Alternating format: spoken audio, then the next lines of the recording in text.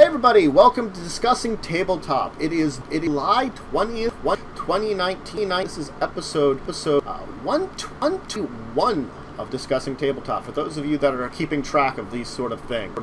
Also, it is really hot, so if you can hear my man on full next to me, it is a wave and a lot of US here. Both of us, well, you have air conditioning, I have fan. So anyway, we have an interesting docket of topics to talk about today. Joe and I. Say hi, Joe. Hi, Joe. Exactly. We're gonna head up to Core Set 2020. We haven't had a chance to talk about the fact that it's out. Just went out for it a little bit. Usaoploy and Stevejackson Games are putting out a Ducktales. That's interesting one. Yes. Are You a Robot? A game by Looney Labs. The Labs Flux is out. I'm going to talk about that. Then we'll hit up on Terburu, a digital / electronic board game system that's coming out by Cmon Games. So we want to talk about that. Vampire the Masquerade, the 5th edition, is getting organized play and a few new releases. Then Mutant Year 0, or just Mutant in general, is getting Elysium book. And then, of course, we'll finish up with talking about Justice Velocity, an RPG that was a successful Kickstarter campaign, which is now getting a full release to the public. And then, of course, we have our regular segments where we will talk about our week in gaming, some Kickstarters. We do have a deeper discussion this week on Everdell, which I'll show off here for a second. Oh, it's reversed in camera, that's right. So that's going to be awful for trying to read that. But Everdell. And then, asking us some questions for after that, just if you have any. So remember, throw them out right now into chat, or, just hit us up whenever you can. Let's start with Magic Core Set 2020. So the core set has been released. It's out now. It's, of course, as all Magic core sets are, it's meant to be a introduction to the set, to Magic. Right. But looking into it, looking at what they have, and reading into some things that people have been saying about it, I think the main complaint I have about this set is it's weak as core sets go. There's not a lot of, normally core sets, they don't have a lot of cards that scream at you, hey, this is a great set to have anyway. They're meant to be a little, have just a little, just more general, simple kind of things like that, which is fine, but even in comparison to that, there's a little weaker. And the fact that there's less reprints than the previous core set, which is an odd thing to say, but a certain level of reprints in the core sets, most people that are core Magic people see, I feel like I agree with this too as someone that doesn't get into it, but it's the way to fix problems in Standard, basically. You reprint something, to keep Standard healthy. Right. That's a big point of the core sets, so. Now... Agreed. Now, there's some interesting things looking at it. I would have liked more non-mythic planeswalkers, is the first thing I gotta say. Yeah. That was a great thing they brought in the last set, and it would be nice to see more of that. They did a little bit, because they basically put the entire set on, Chandra, so they have a uncommon and a rare Chandra in here. But I thought that would have been cool to do with all the planeswalkers that they did.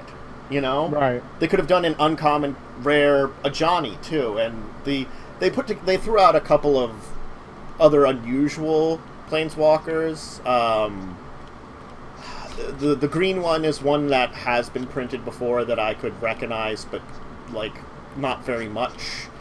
And the blue one, as far as I know, is completely new, unless it's from something that I'm not recognizing, which is fine. We don't have to have just themed around Jace, because I guess all the planeswalkers have themes, so when you put up something with a completely different theme, that's cool.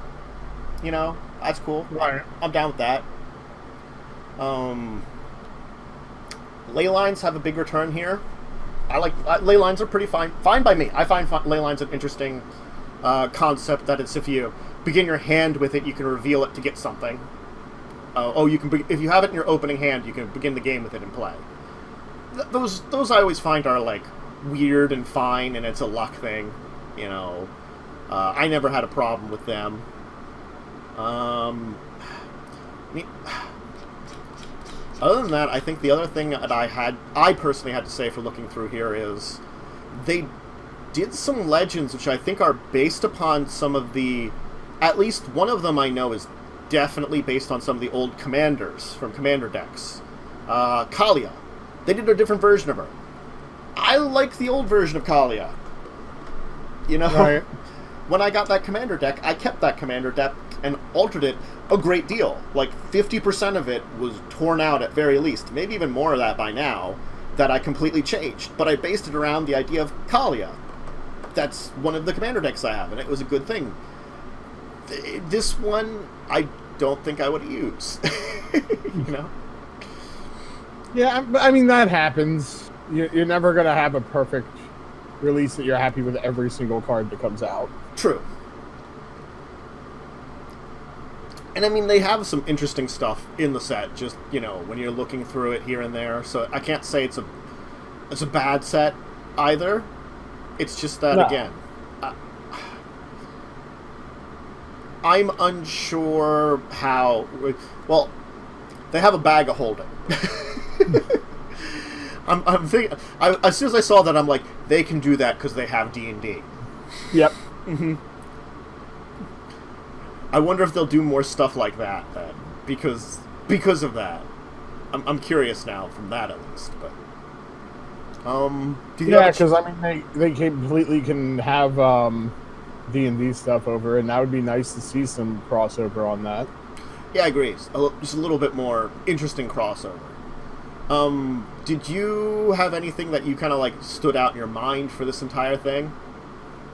Well, they officially moved over to the new Mulligan rules now on on Magic Arena. And that kind of pertained to a bunch of little rulings that I think came about with Core Set here. So, I mean, I think the Mulligan is the big rule. We were talking a little bit about the rules changes a couple of weeks ago, but I think that Mulligan one is the big one that comes about with this. And I'm interested that... I'm not a fan of it, but I think it's just because it's a big difference. Yeah. It's not horrible, it's just like, oh, now I have to worry about this. Yep. Because it's like, it is true, you're getting at least a chance to figure out what you want to discard instead of just being forced to discard whatever. Yeah. But at the same time, it's like, now I gotta discard something. What do I want to discard? And for those of you listening to me, I'm not saying that they don't put a bunch of reprints in the set. They did do a bunch of reprints in the set. It's just that it seems like they didn't do reprints that could have been used in the formats as they are now. Let's put it that way. They just kind of stuck to the standards they've been putting out a lot of lately, and like from the last core set, things like that, you know. So it's, you know, it's a lot of what they had. Is a great way to... Like, I mean, we have a preprint of Air Elemental. Why the hell do we need Air Elemental? It's just a 4/4 flying for 5 mana. It's classic, but there are probably plenty of better things to reprint that are in the same vein as it. I think that's just, the thought pattern for some of this stuff. I think that might just be because it's a classic D&D card. True. Or D&D. Magic card. I can speak today. It's fine. Well, it's like that's the only one that's like a true classic that's remained. You know, that's the thing. Is like you think about that and you're like, well, what about anything else? No, not really. We don't see a lot of that. I mean, we don't see a giant growth. I think we did see giant growth recently though in sets though, so that still sticks around. But. Yeah.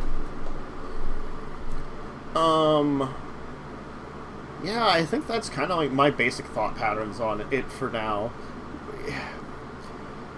None of the... I don't feel like I need to like go into details about a lot of the cards and stuff. I mean, there's plenty of interesting things that if you want to look through the card image gallery or just get some stuff for yourself, you could probably something fine. That's just fine. But I think when I heard someone talking about this, on Twitter, and it's the fact that unless you're really lucky, you could not resell the cards for the price it would cost, basically. Which is a sad thing. Like, I'm not to say that there aren't valuable cards in here. It's just that if you wanted to get your money's worth, it might be cheaper to just buy the stuff, unfortunately, like if you're looking for certain things. The cards that they have printed don't show an incredible amount of value. Some, but not a really great amount. Yeah, I mean, core sets are what they are. Like you said, they're more introductory. They're bringing back some stuff that you haven't seen in a while. Yeah. So, I don't get too hung up on what they have and what they don't have on those. True. Well, it's just for me, like, and I'm just quickly checking this now. The high-end prices, there are 1, 2, 3, 4, only 5 cards above $10 in the entire set. Wow. And the next 5 takes us down to $5. And that's mint condition prices. Now, granted, that's not if you get lucky and you get a foil. But that's like, when the hell is that going to happen, you being lucky? Yeah. And the most expensive card is, for $22, is the Chandra Mythic. I don't know, Matt. When you and I go card shopping together, I'm your lucky charm. You kind of are, yeah. I'll agree on that one. Like, I get screwed, but you always get something cool. But that's, that just yells at me that the market price is not. And I mean, that's something it should be, yeah. And for me, like, if I get the extra money and I feel like it, I probably will get a box. Just because I like building sets out of boxes. Like coming up with decks from something. So I might. If I would have the chance to, I would get one. I would make a core 2020 deck, which would be neat for whatever I get. But for the collector's side, if I wanted to collect this set, I would probably, just buy them individually. Right. You probably have a good time drafting it. Core sets are always good like that. If you wanted to have like a draft with your friends, so. It's interesting. It's at a strange point in time, I don't know. I hope that it doesn't discourage future core sets, that they come up with something like this and it's not gonna... I don't know if it's gonna do as good because of the nature of it. And that's like, core sets are good. So, that's that weird point. But... yeah. I think I'm good for hitting up on this for now. Do you have anything else you want to say on the core set? No, I mean, overall I'm fine with it, so... Yeah, I think that's the weird point in time for it, is like, I'm fine with it, is probably a good way to describe it. Is it a great core set? Nah, I don't think it is. Is it an alright core set? Probably. Probably not the worst core set we've seen. That's some of the early ones, which are really just awful messes, Yeah. But anyway, we do have a lot of topics, so why don't we move on?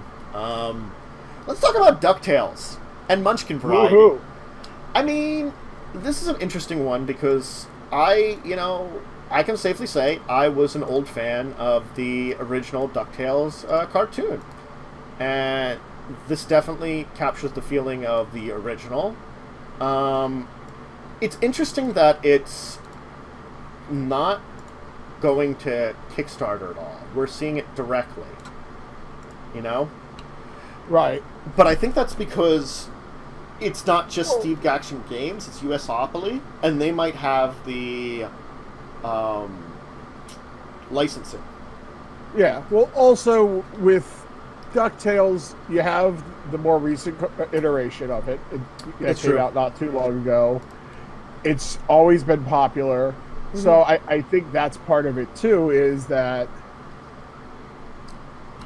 you know, it's not as much of a gamble. Yeah. But with having another company involved, that probably also dictates like what that company wanted to do as well. That's true. And I feel like Usaoploy, when they hit things, it's a weird point. Like, we don't know if they're going to do like a newer version of something or older. Like, their IT properties are very newer IT, while like they're also doing classics like the original Die Hard for the Nakatomi Plaza thing. So it's like we don't know what direction, and I'm thinking because they're working together with Stevejackson Games to put this out. If you look at the box, it still has Stevejackson Games right front and center, but it's like Usaoploy is also like you can see it on the side of the box under the Stevejackson Games logo. It's really hard to see there, but it's there. Right. So, I mean, this is an interesting one because I don't know if I would have a huge complaint about it, kind of thing. It's unusual. I think they could probably take it in a very interesting direction that, like, maybe because, you know, maybe it's got a bigger focus on the treasure aspect of it. That there's more things revolving, like, using treasure to gain levels and stuff, too. More than just defeating enemies. Maybe. So... anyway. So, let's see, what's the... Do they have that out now, or is there a date for it? I have to go look this up quickly.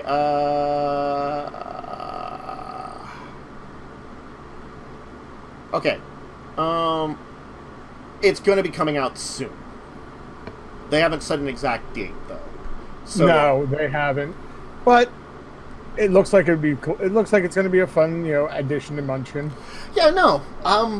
I'm actually kind of happy though that if we have companies like Usaoploy working with Stevejackson Games to throw out things like this, because then we might have a little bit more like that's that weird thing that like Munchkin does a lot of weird themed ones too, which the themed ones have been really hit or miss with me. And this one looks a little bit more hit because it feels like something that could be a little more appropriate to Munchkin, definitely. Because the entire idea of, you know, adventuring, facing curses, which sounds like something that could happen, facing villains, gaining treasure. Well, hey, what's her name? The witch one. Yeah, Magica Dispel. Yeah, Magica Dispel. Yeah, she definitely threw out curses. It was in here in my note, you know, the notes I was looking over. So you know, it's like easy for me. She would definitely throw out a curse. Yeah, so definitely it feels more appropriate to Munchkin. So I think that's like if they find properties like this that they can fit in better, more power to them. So cool. If you enjoyed the 80s DuckTales, or, you know, I guess if you like the modern one and you want to check out something based on the original, because the original is still really good. As someone that's only seen a little bit of the modern one and heard more about it, it's not bad. You know, I don't know if I can compare it to the original just because 80s/90s Disney cartoons were actually of a much different quality, but that's a entirely different conversation. It's always like all the classic stuffs were always better. I have so many complaints about a lot of modern day animation, but that's not for this podcast because this is all about tabletop. Yep. Anyway, so keep an eye out. Usaoploy should be giving announcements on that when they know more about the dates for hitting store shelves. Then, how about we talk about another quick one here? Are you a robot? Hey, Joe. No, I'm not a robot. Are you sure? I'm pretty sure that I'm not a robot. All right. I'm going to trust you on this one that you're not a robot. So this is Looney Labs, has come out with this game. If you're not familiar with Looney Labs, they're the people that do Flux. But let's do a lot of other smaller games that I'm familiar with some of them, and I think we've talked about a few of them before. So it's supposed to be a quick game, like 2 minutes, 2 players, and they do say by combining sets you can play a larger game with more friends in extended mode. It's possible there are no robots, but now they can replace a human each night after someone is eliminated. And luckily the robots were not programmed to use weapons. So that's an interesting thing. So you each get a random card, and you must look at it and see no one else. Gameplay consists of talking, asking each other questions to figure out who became a robot. Players can say anything. Lying is part of the game. The game ends when a human decides either to shoot or shake hands. Humans prosper if they correctly shoot the robot, but the robots win if the humans turn on each other. Peace can be achieved by a handshake, but sneaky robots have an iron grip. Uh-oh. So it's a very simple little game. It's kind of like Werewolf meets Battlestar Galactica? Yeah. And again, it's $2 game per thing you get for it. It's 2 to 3 players, 2 minutes. It's a very quick game. And it's a quick, small game. I think that's one of those things I like about Looney Labs, what they do.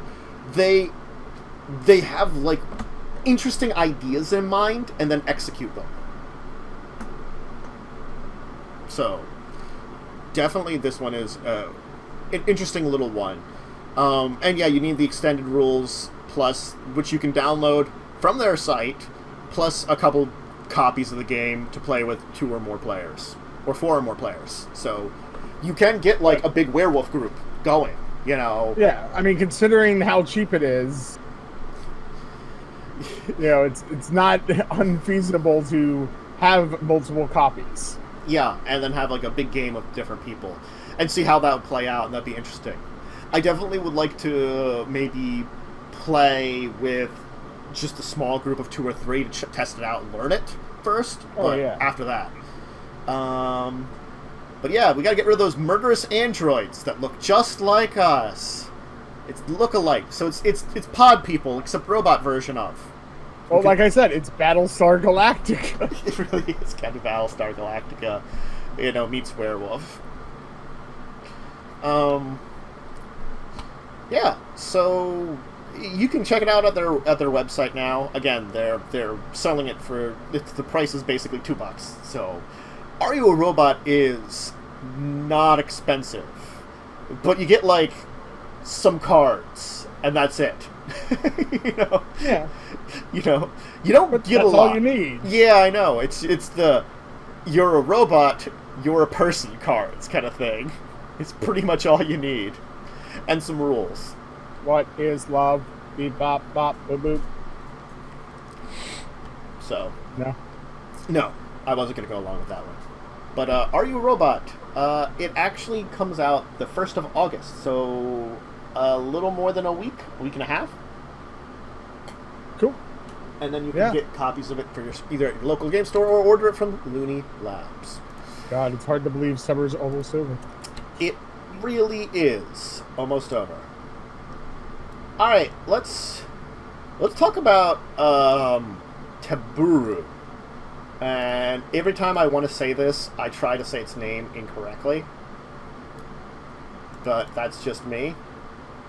So, this is Cmon Games, and what's this other company? Explored. This is supposed to be board gaming console integrating digital and physical worlds. It's meant to keep you focused on the board and its components, and the system takes care of the rules, enemy behavior, storytelling elements. Yeah. It senses where figures representing heroes, monsters, and other gameplay elements are anywhere on the board. It's transmitted to a compatible tablet or computer running a Game Master app. So you don't have to run around for the rule book, they say. And then you kind of make your move, and the Game Master, as it is, the Game Master app, tells you what to do next.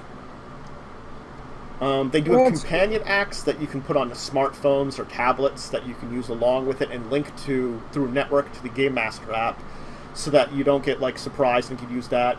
You can roll dice wirelessly, and basically the system is meant to do the heavy lifting. I guess games do have to be compatible with it. They're saying their first game will be Zombicide Evolution Lost Vegas. And that's going to be the first one they're putting with it. So this is kind of interesting. Definitely. But as you can see, like, from the image I got here, you need a special, like, table/board to play this. And it's interesting, this direction. I mean... Yeah. Well, what I like about these kind of systems that are DM-less is if you have a small group, you can play, and no one has to... You have still enough players, and no one has to be the game master. Yeah, especially for games... look, the good example would be Manchester Madness, which is a game that I know... I don't know if you ended up playing it, but a bunch of our friends ended up playing. I haven't had a chance to play it. But the reason I haven't had a chance to play it is it's like an Arkham Horror-like game, but you need a GM. But within the last few years, an app version of a GM came out for that. Right. Which definitely helps that if you have a... Because, again, it's a game meant for a decent-sized group, for like 3 or 4 people, but then you also have to have a GM. So that automatically makes it more difficult to play on a game that takes a while. And so, yeah, I see the app games for things like that really a good idea. This one, I'd be interested to see how many games actually get adopted into it. Well, I mean, the limitation you have is you have an AI that's trying to tell the story. Mm-hmm. So, depending on how advanced the AI is, would depend on how good of a story you might be able to get out of it. There's going to be less adaptability, in a story with an AI like that. No, I'll agree. That's very true. And that might be a limiting factor that will kind of affect the way that your gameplay ends up. If your AI plays in a certain way, and it's different than the way that you would be playing, that would... If you play in a way that exploits it, because that's the thing is... That's the unfortunate thing about AIs, is they can be exploited. Yeah. So, So, I don't know. Do we have a good enough AI to truly master this?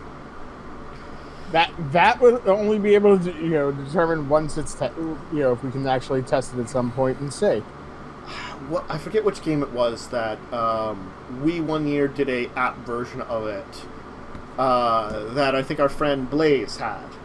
That he had the physical game, and it was another one that a GM would be required, and we did the app version of it, and it worked well. And we had a good time with it. But it was a game that didn't rely on a lot of decisions. Like the D&D board games, where everybody is the DM because basically the monsters run on an algorithm almost of activities that they do. Right. It tells you if this, and basically at that point in time, you don't need someone for that one. If a game has a lot of that, then I can understand, this is a very compatible thing. Yeah. But there are other cases where I can see, maybe it's not. So. Yeah, like I said, it's something that definitely we'd have to test out to give it a really fair shake. Yep. I'm wondering how much it'll cost, though. That's the other thing, too. Because they've pretty much now, announced that this is something they're in development of. This is how, we're going this direction. We don't know a lot about how it's actually going to end up being. As of yet, at least. So.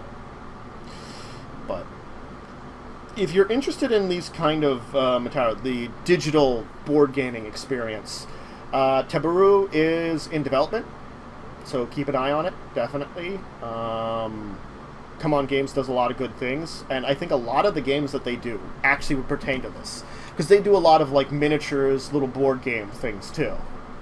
Yeah, so, very true. But yeah, I would definitely want to get my hands on it before giving like a full idea to it, but I like the idea of it right now at least. I'm again curious how many people are going to put it that their games would be compatible with it. One thing we can hope is maybe they'll have a demo version running at PAX Unplugged this year. That's true. That's definitely really true. Cmon Games usually has a pretty good presence, so the idea of them having a digital version of this might be something that we can look forward to and hopefully then have a chance to check out. Yeah. Anyway, let's move on, though. We still have a few more topics that we want to handle here. Mm-hmm. Let's talk about Vampire 5e. So, Vampire 5th edition, I'll just leave that like that, has put out a couple of things. First off, they're doing organized play, which is actually something I think is really great. There've always been like World of Darkness organized plays in the past, like things especially for like LARPs and stuff. There have been organized plays for them, and so it's nice to see that there are some more showing up. I'm curious as to how they'll take it for the new edition, though, too. They have signups for the organized play, and I'm wondering if they'll take lessons from things like 5th edition's organized play, or maybe like Pathfinder's organized play, or they'll try to fit in with some of the stuff they did in the old days. You know? Right. So I think that's the big thought in my head about the organized play that they're putting together. I mean, you can sign up for it on Modiphius' site right now, so it's an option to get involved in it. Yeah. You get free adventures and missions in advance of publications, so that's a good thing about it. And the thing is, for their organized play program, it's not just Vampire. They have a larger organized play program, and it's just that, Vampire, they're involving it in. So I think that's good for Modiphius. I hadn't delved into a lot on their organized play before, so I mean, if this is introducing anybody to it, organized play really usually is pretty good. So anyway, and for the Vampire books, they also did announce that they do have a few new releases. They have The Fall of London, which is actually a chronicle, so it's an adventure. It's an adventure book, nice. Which that's one of the other things about World of Darkness / Vampire that I do have a occasional complaint about. We do see adventures / stories, but not many. It's usually a lot of like the DM coming up with an idea. Or expansion books that they throw out. Yeah. Granted, we also can see that they're talking about their starter set coming out soon. Again, that they've been talking about, which I can't complain about starter sets usually. No, I think it's always a good idea. I would say normally you want it sooner rather than later. I think it's like, with everything that happened with the slight controversy in the I think it was the Sabbat book or one of the previous books that they had to change something in, because I think it was insensitivity, which again, like that controversy hit me in a weird spot, because it's like I understand the insensitivity of the book, but again, it's also like there are things in the vampire world which are very bad. It's like a recent game that I saw some people playing, a video game that came out, And in the recent video game, they have a disclaimer before it, because it's displaying, like, early 1910s, 1920s society. And it's like, there is racism and horrible things that people had during this time. So if you see it, you could be offended by it, we're letting you know. The same can be said of vampire groups, definitely. There are really terrible vampire groups that, or other groups in the world of darkness that have things like, racism and similar, like, effects of it. Right. Or sexism and things like that. Yes. Well, it's always been a more real world, game. Now, I think for the controversy, because I can't remember it 100%, as I recall from looking into it, I think they did take it a little beyond the point they needed to for what they were displaying. So right. I can understand them pedaling back at that point in time. But it's that weird fine line that I worry that with that back pedal there, it's hard for them to push those boundaries that the classic vampire oftentimes had with the dark, gritty nature of it. So, but anyway, the starter set should be coming out soon, and the player's guide is out. So that's, player's guides are always one of those things, is usually you have a core book and a player's guide, and the player's guide was always that, like, extra book that gave a lot of information, so I'm glad that they've gotten back to that we're not trying to shove everything in a core book, but... Right. Anyway, The Fall of London, keep an eye out for that, especially if you want, like, I'm interested to see how the modern vampire adventure stacks out, too, so... Let's continue our amazing tour of topics, and let's talk about some mutant. They call it just Mutant Year Zero. Right. So this is an interesting one that kind of draw my eye, because Mutant Year Zero, the entire idea about it is this. It's supposed to be this, like, zone. It's like the apocalypse, and it doesn't really have humanity anymore. You've got mutants. And they have introduced some other things over the time that Mutant Year Zero has been out. They named the books here. Let me just take a check. Gene Labs Alpha, which is supposed to be like, rather than mutants, which are based on humans, these are like other creatures that have gained sentience, more like animal-based creatures that have gained sentience, but also they have a robot book for Mechatron. And this is supposed to be actual humans that have survived. So the entire idea of Elysium is like this society that, for, like, basically powerful industrial financial dynasties, they call them.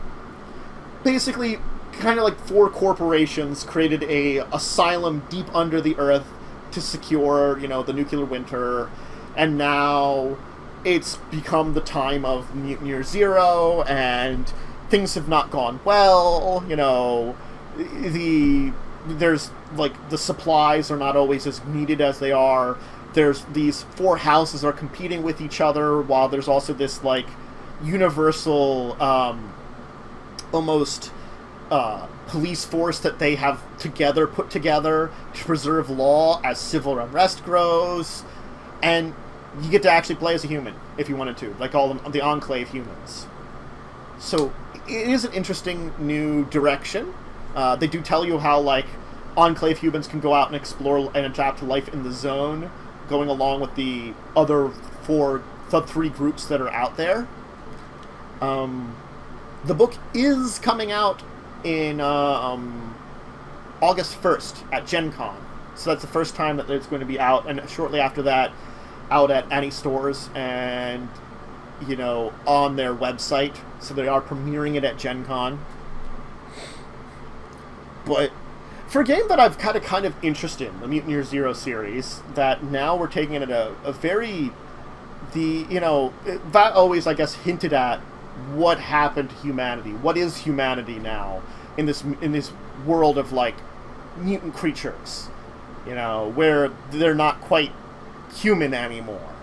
And right. This is kind of hinting at, like, what is humanity now in this, like, place that's maybe, like, a a technology-driven haven in amongst this like apocalyptic setting. So it also is that entire like juxtaposition that like you know the world out there is destroyed, but it's the lonely last outpost of what was human civilization.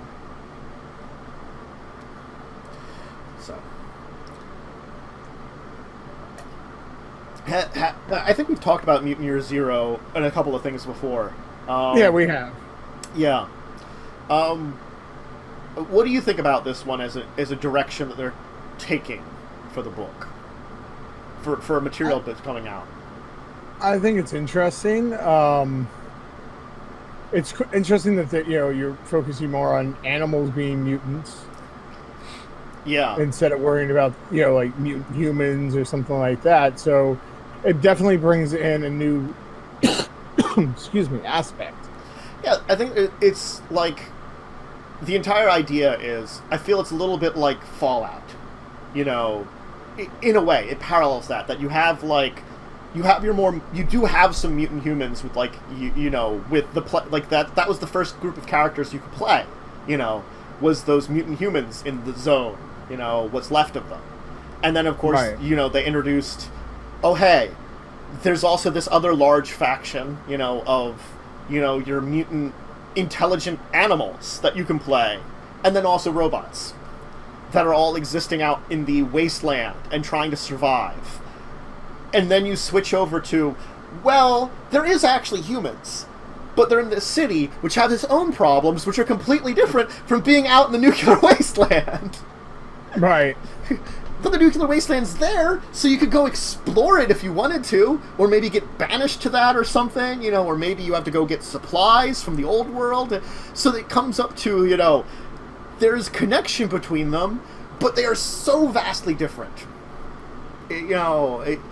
As like, if I could have an entire adventure in Elysium, probably, that would be so different from playing out in the zone with all the other groups. Very true. So, I think, and just by talking it to it story-wise, it makes sense as one of those great things, is that you could easily, like, come up with that story of, what was left of humanity managed to avoid the end of the world and hide deep underground, and they're still there.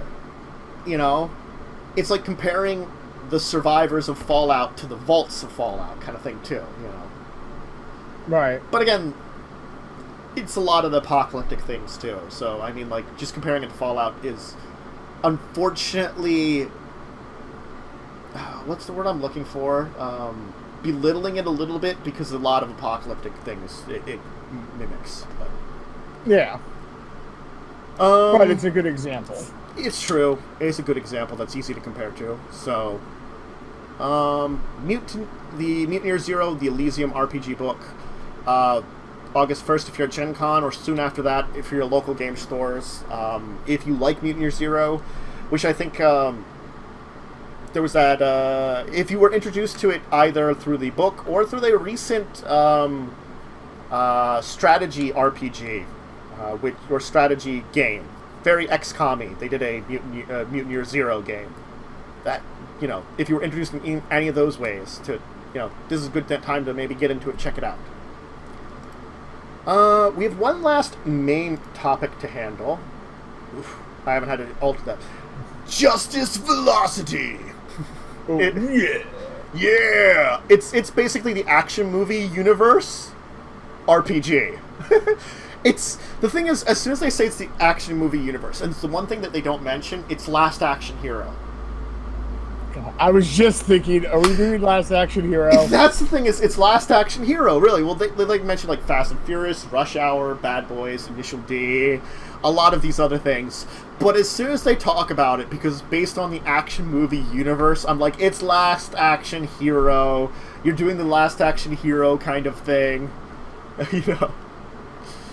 So it was a successful Kickstarter. It wasn't hugely funded for the Kickstarter. I've gone and checked out the Kickstarter page. It managed to get its goal by only a little bit. But more power to them that they're actually throwing out, you can get this stuff now. They have an email list for freebies. They list some information in places that you can learn more about it. They have an entire, like, video on it, which I only watched a little bit of. Now, it was successful, as I said, and the Kickstarter backers are getting it, like, around now. So it's going to be in August when this officially comes out for the public. So, I mean, like, again, we are a little ahead of time for getting it for us physically, for the people that, well, unless you were a Kickstarter backer, which more to power to you, you got it now. But for the rest of us, you know, we do have to wait a little bit before we get this one. My God, I'm already sweaty. God, this heat is awful. Hello, sorry. Mr. Sweaty Guy. And it's going to be August 15th when it officially comes out, and the release is out. So, yeah. And which then it will be available in digital softcover, or hardcover, which is the interesting thing. So you could get a hard or softcover version of the book through Drive-Thru RPG after August 15th. Nice. So that's actually really cool. It's 2d6 based, so like Bessem, I'm familiar with that as a 2d6 game. Anyway, yeah, no. Padre Hill Jew Games, Justice Velocity. I mean, like, there's always a level of action hero-ness to any modern RPG. Like, you either have to go very, like, crime, or like non-realistic normally. And by non-realistic, I mean, like, modern-day magic, superheroes, supernatural. Those tend to be these ones. Action movies are very non-realistic, but also realistic.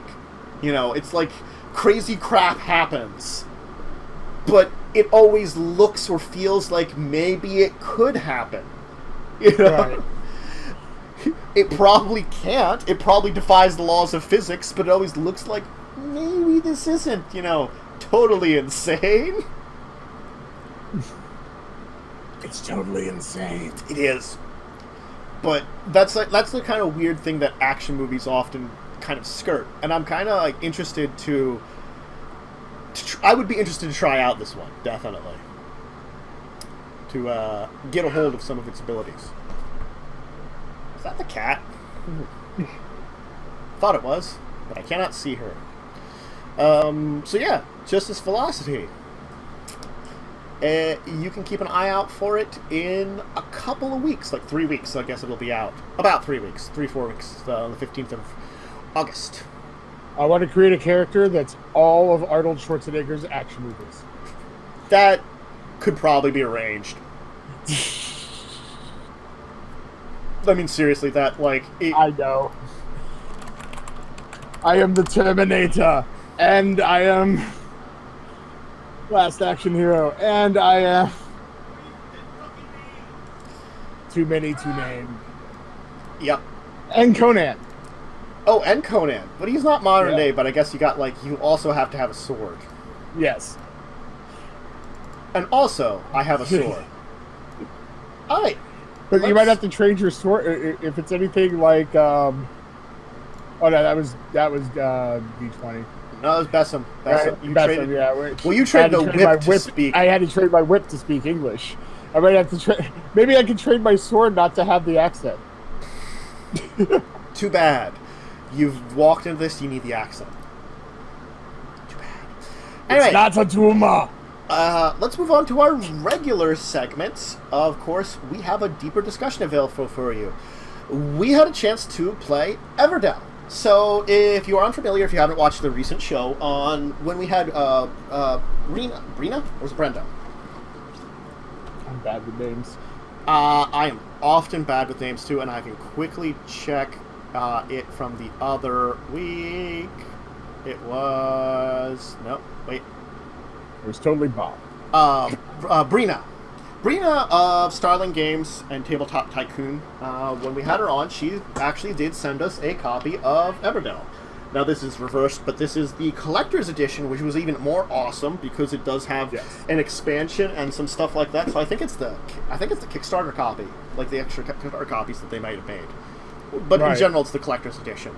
So that was very awesome of her, and we had a chance to play it physically already, and we've had a chance to try it out on Tabletop Simulator for a second time this last week, and I have to say I quite enjoy Everdell actually. It's a very well made game. It's kind of like combining, to me, like Lords of Waterdeep and Unfair. Yes, it kind of hits playability. I would say that it has some components of worker placement, definitely. And if you just feel like it's a worker placement game, you are selling this short. The worker placement is a component of it, but it's not the most important component of this entire thing.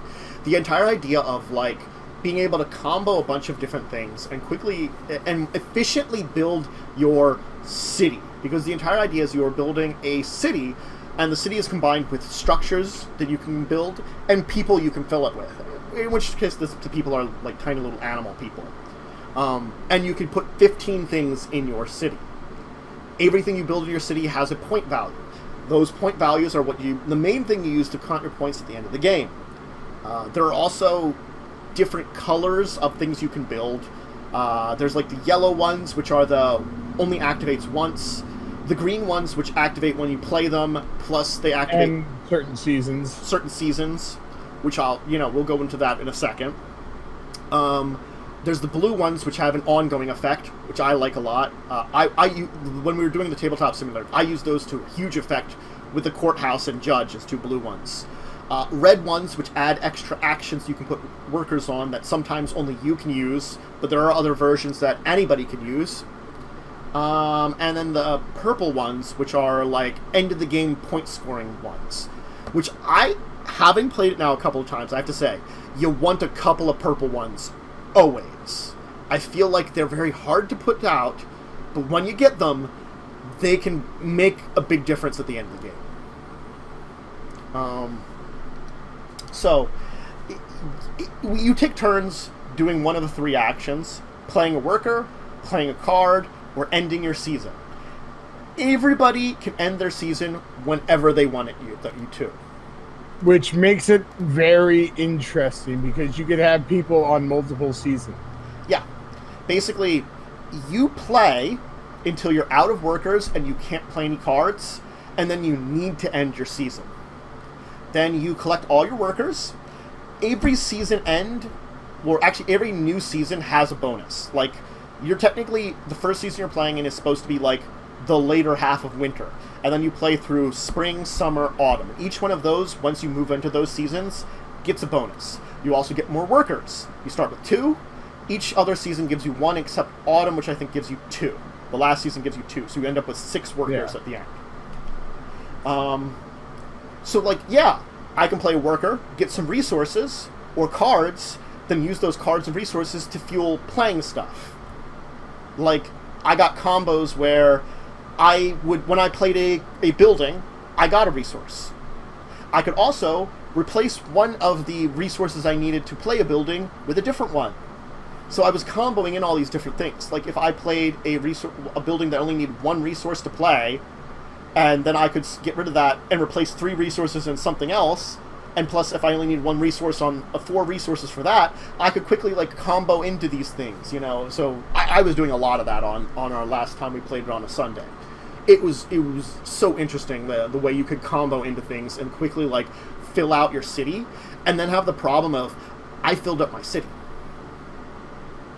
and there's also these other elements of events and adventures.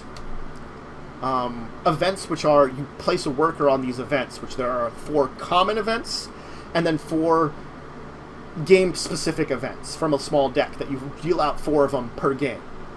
And usually the game-specific ones require you to have a combination of critters or constructs in your city in order to win them. Plus Plus, there are 4 random spaces every game that tell you what, like, extra little moves you can do. Which is really interesting. Like, the first game we played, they were very good. It made it very easy to play. The second game, it was all about cards. It really was all about cards. There was the space where you could discard cards from your hand, and for every card you discard, you drew 2 in replacement of it. But then, there's also a space that anybody can use at any time, where every 2 cards you discard, you get a resource. You see where you go with this one. You get rid of a whole bunch of stuff. You draw a whole bunch of cards. You throw them out. We were doing card drawing strategies. We were feeding cards to stuff. At the end of the game, my last season, I threw 5 out of 6 of my people into discarding cards for points. It was crazy. Yeah. So there's a lot of strategy to this game.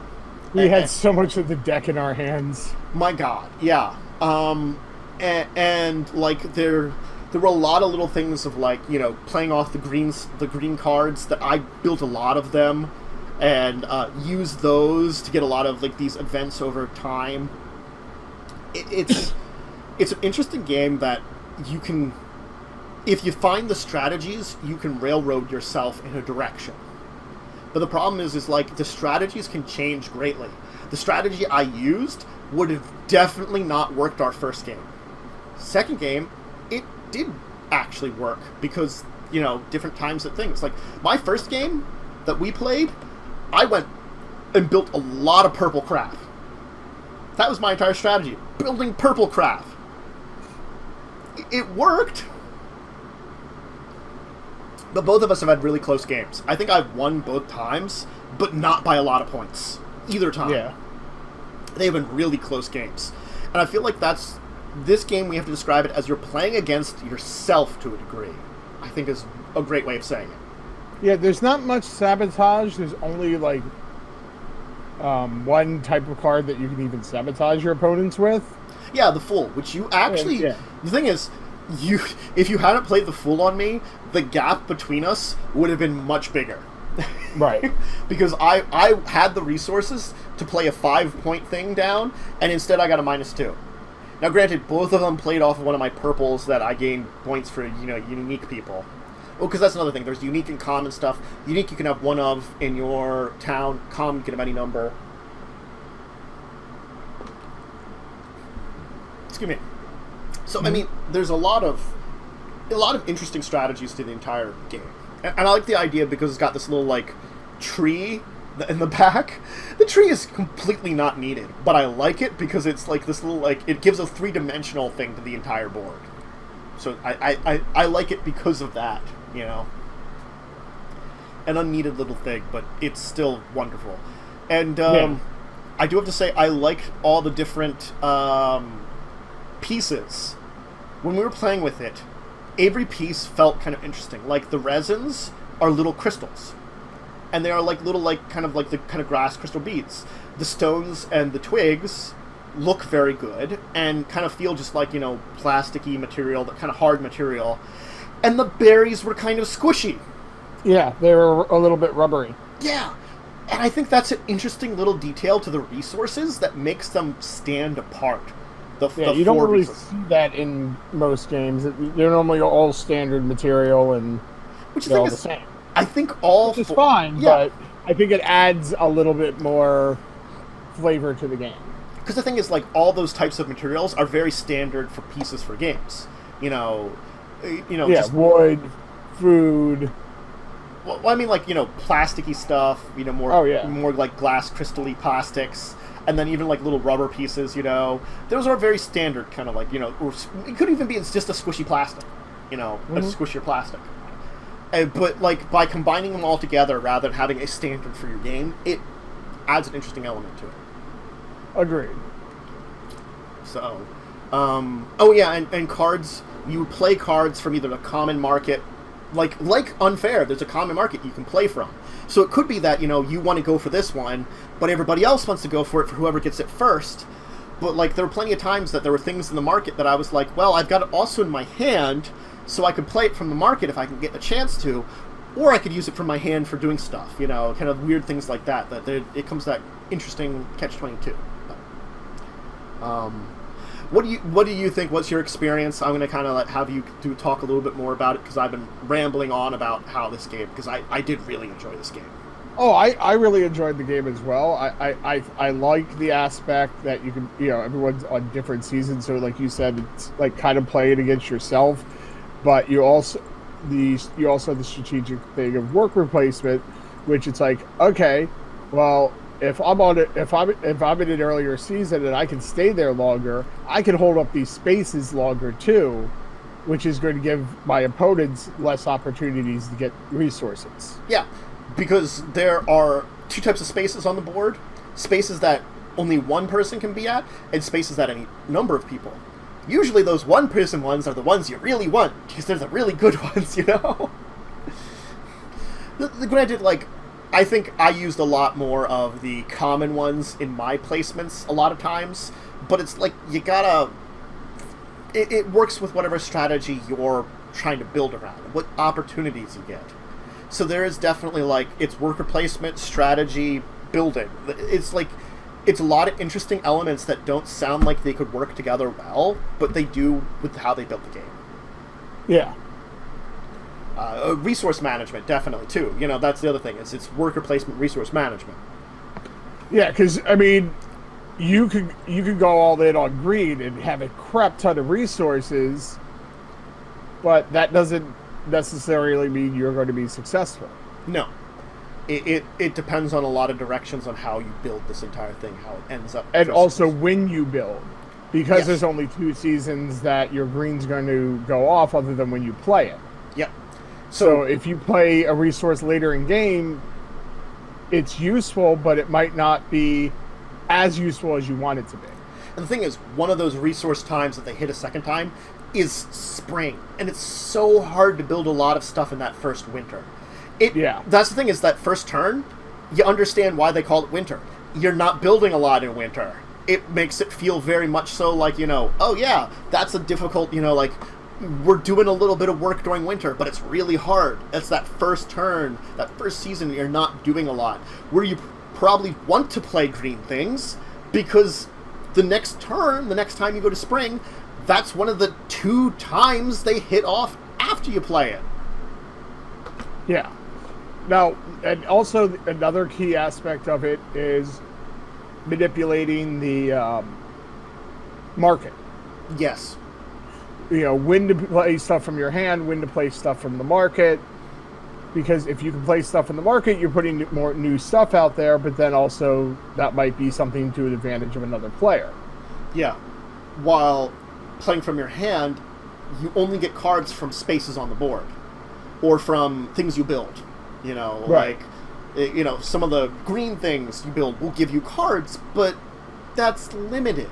Well, not just that, but also in winter. Well, you mean autumn? At the end of autumn. Sorry. At the end of autumn, there's a space where you can discard cards to get extra points. So if you use a lot of stuff from your hand, you're not going to have the ability to discard as much to get those extra points. Yeah. Where if you play more from the market, that's going to put more in your hand, and you're going to be able to discard at the end and put a lot of your workers out that way, if that's going to if you don't have a lot of room left to play. That's where I actually messed up a little bit in the online when we did the stream of it. Was I actually should have focused, because I had pretty much was ready to max out my village at that time. Yeah. I didn't have much space left, so it would have actually benefited me more to do what you did, which was put multiple people on that discard 2 and do that. Because I could have got up 6 more points. Because there's a discard 5, a discard 4, a discard 3, all of which only one character could go on, and then a discard 2 that any number of them. I actually did the 4-3 and I think 3 2s. Yeah, I did 5 and I did 1-2. Yeah, and the next thing is, I ended up with literally 1 card in my hand. I actually planned it out exactly that the resources I got at the beginning of autumn were enough for me that if you hadn't done the full, I would have been able to clear out my hand down to 0. Yeah, and the cool part about the Fool is not only it's going to give your opponent a couple negative points, but it also takes up a place in the village, and you only have so many spaces to build out your village. Now, there are things to combine stuff like the husband and wife can be placed in the same spot. The, like, sports star little, like, rats. The scrub champion. The scrub champions. You can stack them. and there's also cards where you can get rid of buildings or people in your town. Yeah, like, I think, like, the construction crane. You can it's a unique item, so you can only have one at a time, but you can get rid of it from your city to be 3 resources, any 3 resources, for another construction. Right, like you can also jail characters if you get the jail out, which is nice, which is like, oh, well, I already got my yellow points that I cared about. I got the event. Now I can jail this guy because he's a one-time activation only anyway, and put him under there and free up a new space. Yeah. Like that, like the pigeon, which allows you to get a character or something like that. Like that's worth 0 points. And so you could use things like the dungeon to get rid of it, to put it out, you know. So there's a lot of combinations of things and cards that I know there's even more that we haven't seen. Like the dungeon, the graveyard where you can permanently get rid of something for stuff. Well, you get rid of one of your workers, but there is a card that also allows you to get a worker back from the graveyard. Yeah. But putting a worker there in the first place card. gives you a lot of stuff, you know. Yeah. I can't remember everything it gives you. We're like, there's a lot of things. I can't remember either. But it's a boon, but you're also sacrificing the ability to use either one of your special spaces or a space on the board now. You know, the game. Well, there's another interesting thing I hadn't mentioned yet, which is an important part of the rules. Buildings can allow you to get critters for free. Every building, one time, like the farm allows you to put out the husband or wife for free instead of using berries, because most critters have critters either have a berry cost or a building cost. If you use the building, you do have to put a little token on it that says, I've used this building, I can't use it to make any more critters.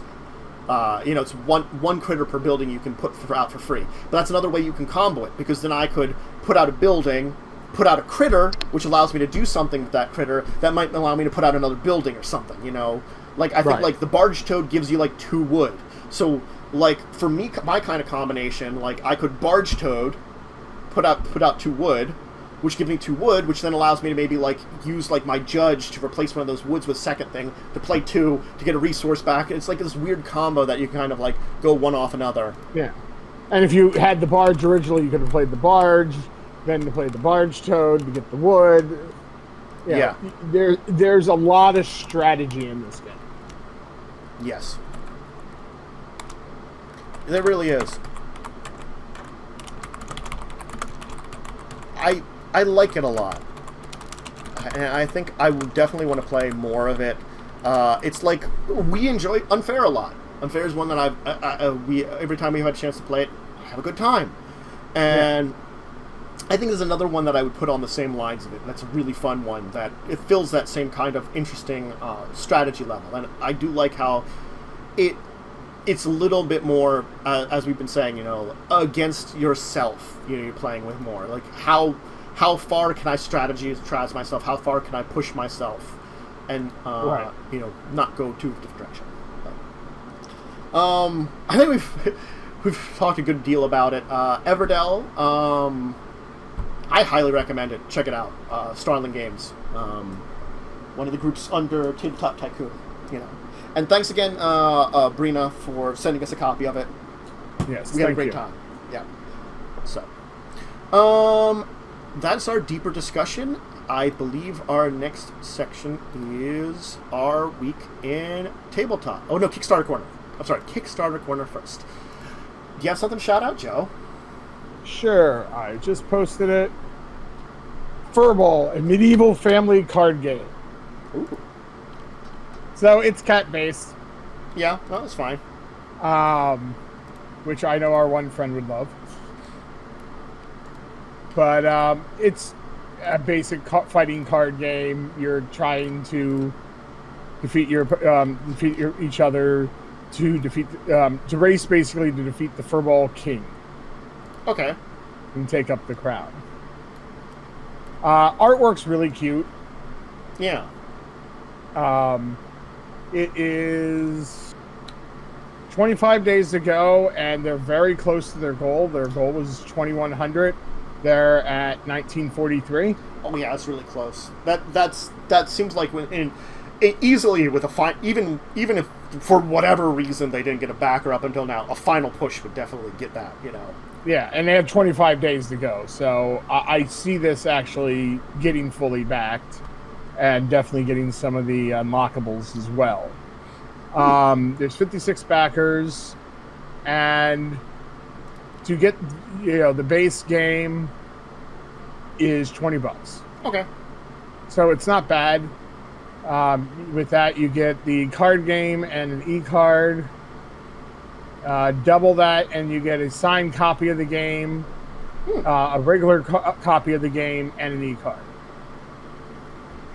And then you can do 170, which is a custom cat player card, custom Here Kitty card, licensed Furball King in the handbook, 3 professionally hand-painted signature figurine 3-inch cat hero. 3-inch hero, yeah. Signed copy of the game for safekeeping, a copy of the game, and the e-card.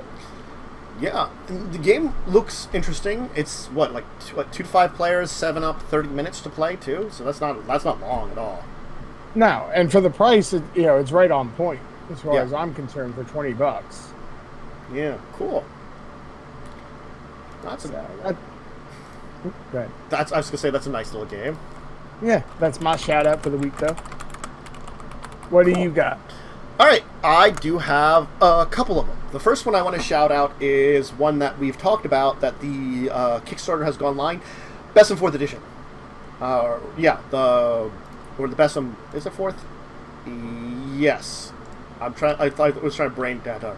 Yeah, the Kickstarter has gone live. As a big Best in fan, I wanted to make sure to mention that.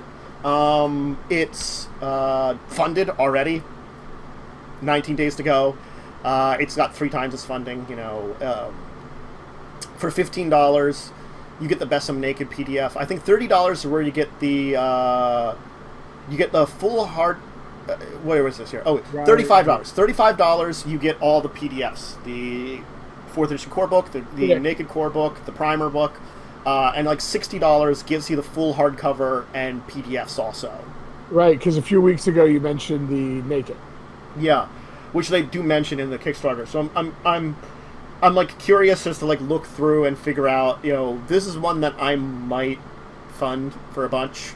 Just because this is my like big game. Right. Like, I was actually, if I could handle it, that's that one thing of like if I could pay for it. The 125 one actually like interested me because you get print and PDF copies of a whole crapload of stuff. You get like dice and stuff, and like it's like I don't know if I think this is something I will throw my support behind, but I don't know where I'm going to throw support behind just because again I'm a really big Besson, what I could finance, and I'm a big Besson fan, so I did want to mention that it's up now. Let me put the link in the Twitch chat, and I'll put it up. Both these links, all the links will be up in the YouTube chat if you want to check those out too. And I did have one more that I did actually want to mention because it's a very cute all ages RPG. Magical Kitties Save the Day. It's an all ages RPG about kitties with magic powers to solve problems and save humans from terrible trouble. And it too has been funded with 26 days to go. For $15, you can get the rule book, an adventure, a couple of adventures, the power cards. These are all PDFs though, and all the digital contents with stretch goals. We definitely have a cat-themed day today. I know. I found this one earlier, so it was sort of like, well, you found the cat thing, so I guess I found this one. So it's all about, like magic cats solving human problems. Yeah, that's it. And but kitties live in hometowns that are filled with troubles like witches, aliens, hyper-intelligence raccoons. So, I mean... Are they named Rocket? Probably. The next stretch goal they're working on is having a hometown as a Mars colony for your magic kitties. Martian kitties! I know. As they say, the living on the first colony of the red planet creates lots of problems for humans and poses truly unique challenges for magic kitties to try to help them. Because the entire idea is you're trying to help humans, I guess without them knowing about it kind of thing. I don't know. Well, they probably don't know that you're, like... A magic kitty, no. Unless you're the cat that has, like, owl wings, and then it's kind of obvious. Mm-hmm. So it's interesting because it's a role-playing game, but it's like it's a box role-playing game, I'll call it. So it's probably a simpler role-playing game, more akin to something like Fiasco, I'd say. I'm not sure how large the campaigns will be. Maybe it could have larger campaigns, but since it's supposed to be a little simpler, it's supposed to be more, I guess, family-friendly, too, which is nice. But, no, I want to give a shout-out to the Magical Kitties and their attempts to save the day. I love the one pledge of 300 or more. Make your kitty magical. Yep. You receive all the benefits of the Kickstarter Kittens backer level, plus you can send us a picture of your cat and they'll be featured as a magical kitty in this art of the game. Yep. I can think of one of our friends that would be awesome for. Jabberwocky. Jabbers as a magical kitty. Jabbers is the magical kitty. Said, I still have that picture that I think we were doing the last game at Chad's when the two of them were living together with Jabbers, and we put like the like pencil next to him, the dice, and he had like the little like one of those like colorful like wristbands on his head. So he was Raver Cat was role playing with us. God. And he was just sitting there like not paying attention to it. It was just like, come on, Jabbers, roll the die. No. He was just like, I'm sleeping. I've stolen this chair, I'm sleeping. Oh my god, Atlas Games threw this out. I didn't realize it was Atlas Games who sent us God's Forge. Ah. Hey, Atlas Games, send us magical kitties, we'll play it. I will totally stream playing Magical Kitties, the RPG. I would totally do that. I'd join in. It looks fun. Anyway, Magical Kitty saved the day. I didn't realize that until I saw that there. The things I miss sometimes. Anyway. Okay. We have a few more regular segments to finish up here. And next, of course, after our Kickstarter, our week in tabletop. Technically, our 2 weeks in tabletop. So, I guess let's start with our 2 Sundays, the games that we played on there. We had, well, we talked about one. Yes, Everdell, the one we played. Yes. Where, again, like, Worm joined us, and, you know, it's like the first time you play, it takes you a minute to, like, realize the way that you can layer things in the game. And some of the rules, you know, like, we didn't pick up everything the first game we played. Yeah, you definitely need to play through to really understand strategy, and then the next time you have an advantage. And again, there's a huge luck to the game, too. Like, I got really good cards that helped me a lot, and I figured it out. Like, I pulled off these double-layer strategy, which I think is what put me over, is like I put enough green things, and then I had the green building where you get cards per other green thing place you have, and you get resources for every 2. I got a lot of shit from that. The reason I was able to kind of stay close to you was I was able to play off of your stuff. You had the moles, which allowed you activate a green card of someone else's. Yeah, and you ended up getting 3 of the most moles out, which really helped you then. Oh yeah.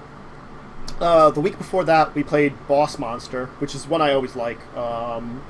with all the expansions. Yeah, which was fun to do because we've only played a few of the expansions before. But now, granted, we didn't use the treasure one, but we had at least one equipment. We had like one new person and one person that hadn't played a lot. I think we played a bunch, and Blaze has played like maybe once before. So and I only have the one and the one expansion to it. Yeah, so it was a fun time playing that one too. I lost horribly. I think Blaze won just because he ended up managing to get rid of a bunch of epic heroes right at that last turn, and it was just enough for him to win. Yeah, so it was just like it was a matter of just right time, right place at that point. You know, that's really what I have to say about it. Blaze damaged me early on, and that slightly hurt me point wise, and then I just wasn't drawing people in. No, I think I wasn't getting the right cards. No, we weren't getting. I was not getting the right cards either. The two of us were just not getting the right builds at that point. Role playing wise, we are both in now in a offline Pathfinder game that I started. We've had 2 weeks of it. We've had a couple weeks of it. I think the week before I missed a week. You missed this last week. Last week. The week before, they found the ruins of. They're not sure if it's like a village or some kind of fortress or something. They haven't figured that out. Frog. What? And a skelly frog. And they found a skeleton frog, but they also found a horde of skeletons which were just wandering about there. And if you got too close, interrupted them, they got aggressive, but they were basically like...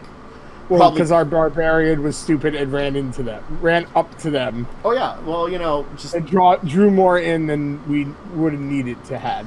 And there was like dozens of them around. Yeah. But you only fought maybe 10, and managed to defeat them. But there were still a couple dozen around. You're like, okay, we are already wounded. We're not going to mess around with these guys. And I couldn't wake up. Comically. And then the next day, the next session was the next day. You were checking out the place. The bones were gone. They moved the campsite. Then that next evening, the guy that hired you ended up left in charge. He disappeared. You're not sure why he wandered away from camp just a little bit, but when he did, somebody took him. You found these tunnels that were underneath the ruins. They led you to a chamber where they're doing some kind of... the skeletons that are down here are doing some kind of sacrifice with, I guess, victims they've caught. And we left off to try to save them. And then this week we had the season premiere of Madness in the Land, Season 3. Yes. Frozen Hope, first episode. It was a more character-building, story-building episode, which was very fine, but they got to the end where they're about to leave town. They got, done where they know what they're going to have to do now. Built some character again. So I think it was a really good session that wasn't too drawn out. It had the right bit of progressing you to where you need to be to start the next adventure, but also building yourselves within town and building your characters and your relationships with each other. Which, I think getting the right balance of that has been something that Madness was suffering from, and I think halfway through Season 2, we started hitting that stride. And if we can keep up this stride throughout Season 3, I'm going to be really happy. Yeah. Although we did go a little off the rails at the end. It wasn't too bad of an off the rails, though. You could have gone a lot farther. Oh, yeah, but there was definitely some interesting talk going on. Yes. That's a good way of saying it. So, I would recommend seeing it. It's up on Twitch right now, and it should be up in the next couple of days. I'll make sure to get that up on YouTube if you want to check it out. There. Did we do anything else tabletop-wise? I did not. I think you didn't have Vampire, right? I didn't have Vampire. Vampire's still on hiatus. We're going to get another player in August, and I've been trying to get a fourth player before then. Well, a third player to start it up again and not have to wait till August for the extra player. And the next couple of weeks, I think a second D&D game should be happening on Tuesdays. I just have to get some materials set up for that, and the players should be free in the next couple of weeks. So I think maybe not this Tuesday, but the next Tuesday, that should be starting up. That'll take place before Legacies, before Vampire. and my podcast D&D game. We didn't play this week, but I think we played last week, where we begun our journey into the mountains to discover where dark elves are. Because this is a world where dark elves are more myth and legend than anything. But we found evidence that they are real, and there are people that are impersonating them, so we're like, let's go find the real ones, because horrible assassins are impersonating them, and that's a bad thing. And we found an underground river, and we decided that because we saw the underground river led somewhere, that it went over a waterfall, and we're like, hey, we can throw some rope down there and go over the waterfall. We have just enough rope. And I fell down the waterfall because the rope got dislodged, and the grappling hook that I had. Mainly because the first time that people went on it, a bunch of people jumped on it all at once, instead of one at a time. Which, after they went, we went one at a time. So I took a fun tumble. I think that's it for Tabletop. Pretty good week. Last Saturday? The last 2 Saturdays did we play together. Everdell was one of them, and I can't remember the other week what we did. I think we just did a game of, the Western... Yes, we did High Noon Saloon last week. Yeah, we did every week the week before that.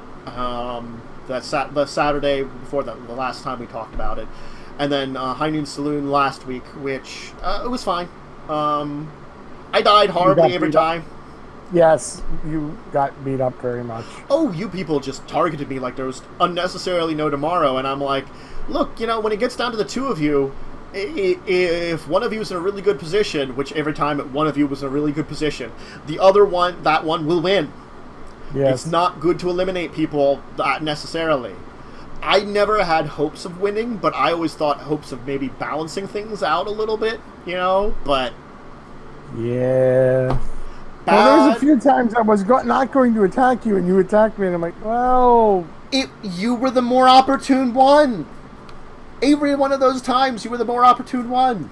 You had more health or something, or like the situation said, I should attack that person. Oh, I get it. It was just like, well, in that case, I'm going to slap you back.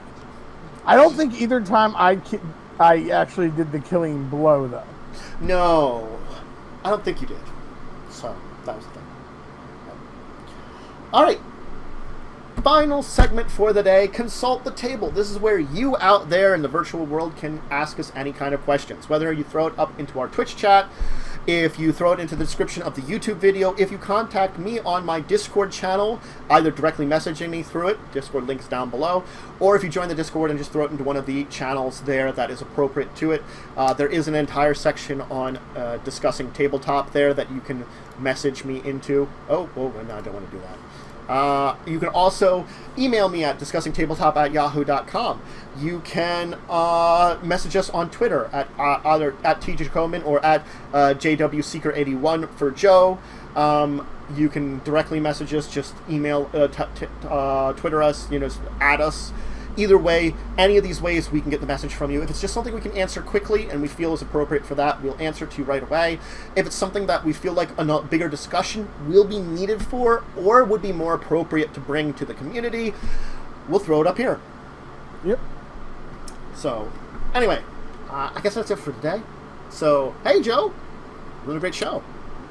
Yes, another good one under the belt. Yeah, thanks for joining me as usual. Of course. And I'll see everyone tomorrow night for some tabletop. Yep, and we'll be both back next week.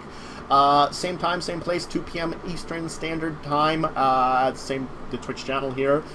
So if you're watching this on the YouTube VODs, you can always catch us live over there at twitch.tv / the Dracovin Empire.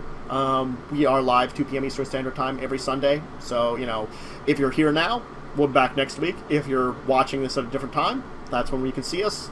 And remember to check out all my links down below in the description, or down below information for Twitch, for both YouTube channel, Discord, all that kind of stuff, Patreon for better support. Always give a follow, subscribe if you want to give some more support here on subscribe YouTube if you want to watch more, subscribe Twitch if you want to throw extra support there. And I think that's everything. Yep. So, hey, have a great rest of your weekend, folks. See you tomorrow for some stuff. And stay cool. Yeah, stay cool in the sea. So, bye, everyone. Bye.